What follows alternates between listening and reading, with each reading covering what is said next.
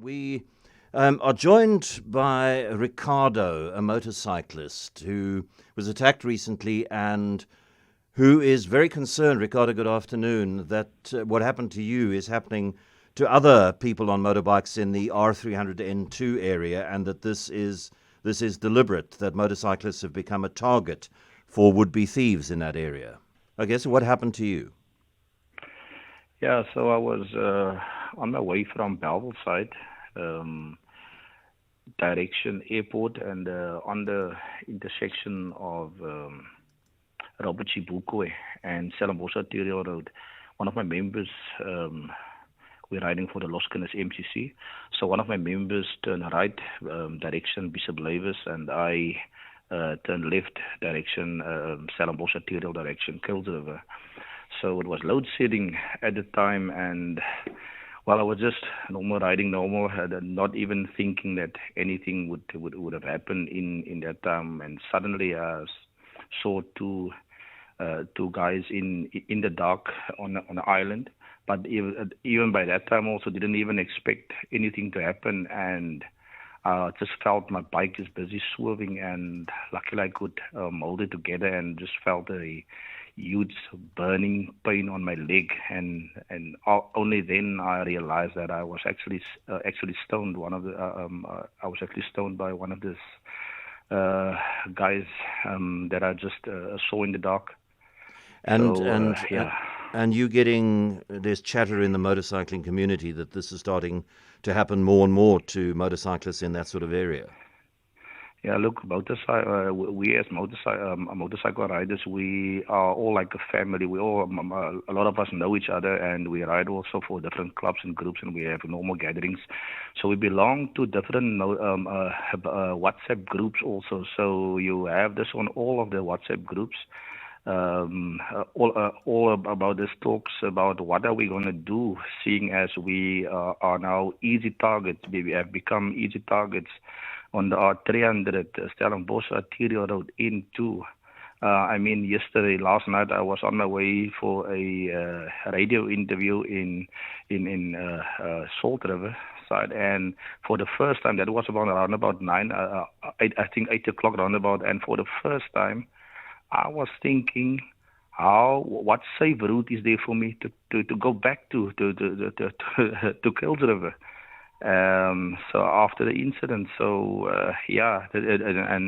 we had there was an attack yesterday around about 4 o'clock, 5 o'clock on the R300, where one of the other riders, or one of my friends, his dad was stoned on the R300, and this morning when I woke up, we had another few photos on the group from someone on the N2 that was also stoned. So the aim is to get you to fall off your bike and then come and take your cell phone, your wallet, whatever might be on you. Maybe take the bike as well, or is it just the possessions, the biker's possessions, that you think are being targeted?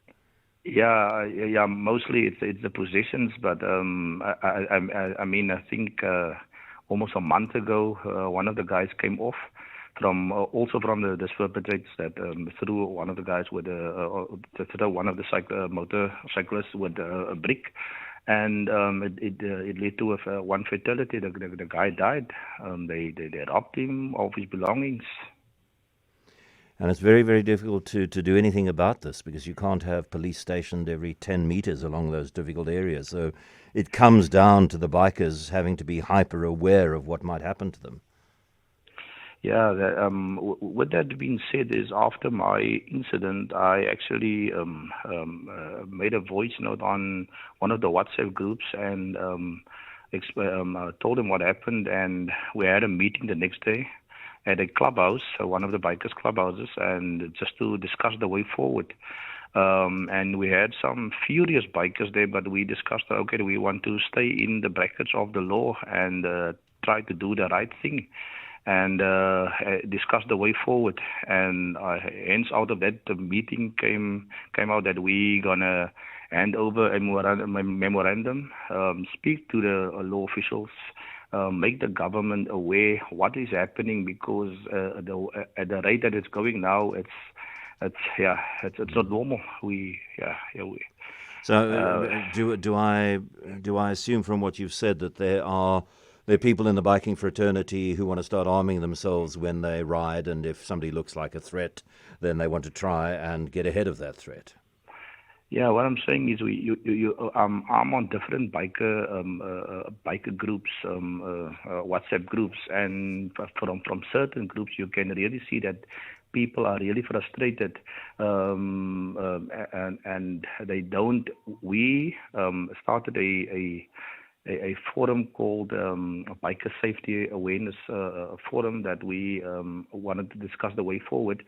And we decided that we're going to stay in the bracket of the law. But yeah, we're trying to hold it together. But meanwhile, while we're talking to the authorities, meanwhile, we get this attacks every day. And this frustrates the bikers more.